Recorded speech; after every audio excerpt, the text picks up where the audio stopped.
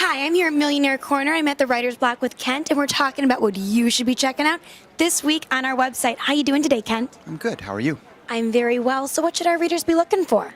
This week I did a story on digital nomads, which are people who are able to do their job entirely wherever they want to do it because of telecommuting, and they're not required to go into an office. So there are people who take advantage of that and travel the world making money, doing their job, just working wherever they can get a Wi-Fi connection and simply not required to be anywhere other than that. Most of these people are people who make their living off of travel writing. They either have a blog or they work for somebody that wants them to write about the travels of the world. But with telecommuting being so popular these days, you really can't. I mean, there are an awful lot of people who do their work from Starbucks or some other place locally because they at some point have to come into an office. But if you never have to go into an office, you could, in fact, travel the world and just get your job done. That's really cool. I would love to have. I'd love to be able to do that.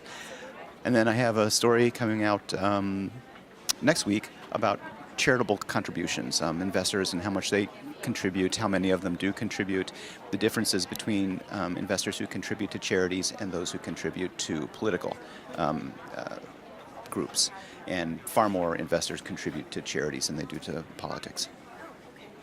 What else? Is there any other stories that are going to be up this coming up week? Yeah, I've got one that I'm really excited about it's about food hubs, which are collections, people who collect food from local farms, small farms, and then distribute them to restaurants. There's like 240 of them in the United States, but there's one just south of Chicago that collects food from 40 small farmers and then distributes it to restaurants in Chicago or even individuals. The farmers pay a little bit extra to the food hub to distribute their food, and then restaurants pay a little bit more to the food hub to get fresh produce and sometimes meat.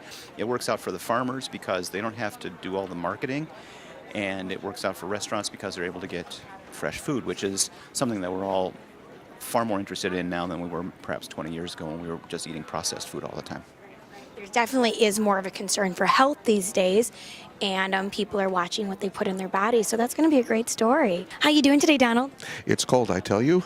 It is like so cold. It's beyond cold. I'm so done. And it's not even like I can go to like Texas because it's cold there now too, so we're just stuck here. So cold as it is, I think what we could all use is a beach party. Yes.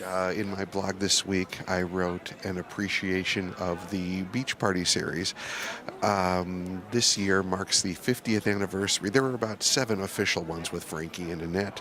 You're probably too young to remember those. I know who Frankie and Annette is, yeah. Right? But there were 3 that came out in 1964, 50 years ago. So we talk about that. On to more weightier matters.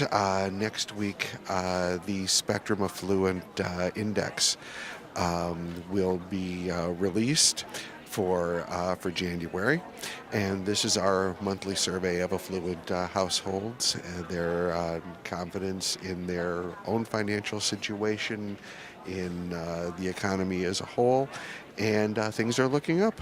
It's been seesawing in recent months, and January, it's kind of like the Star Trek movies, the even numbers were great, the odd numbers were terrible. So it's kind of like that with the Affluent Index. This month we're up. Especially among millionaires, in terms of investing, in terms of millionaire confidence, it is way up this month, and we'll have stories about that. Also next week, we'll be looking at millennials. There was a survey of millennials and their travel attitudes, their flying attitudes, and people, kind of have tagged millennials as the entitled generation. And after seeing this survey, there might be something to that. Millennials were asked what sort of things they would want to see airlines institute. And we're talking child-free flights, open bars, that sort of thing. So we'll see if that comes to pass. In the meantime, let's talk fashion, shall we?